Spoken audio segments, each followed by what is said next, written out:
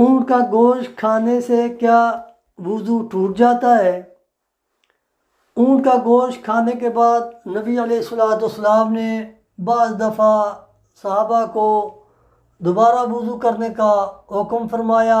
اس کی وجہ یہ ہے، علماء نے اس کی وجہ یہ لکھی ہے کہ اونٹ کا گوشت بھاری ہوتا ہے، نبی علیہ الصلوۃ والسلام نے بھاری پان کی وجہ سے وضو کرنے کا حکم فرمایا۔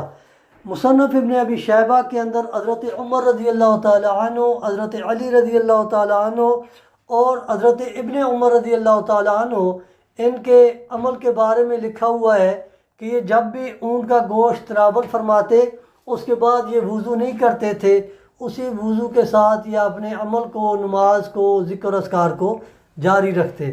تو لہذا اونٹ کا گوشت کھانے سے وضو نہیں ٹوٹتا، وضو برقرار رہتا ہے۔ اونٹ کا گوشت خالی بھاری ہوتا ہے، اس وجہ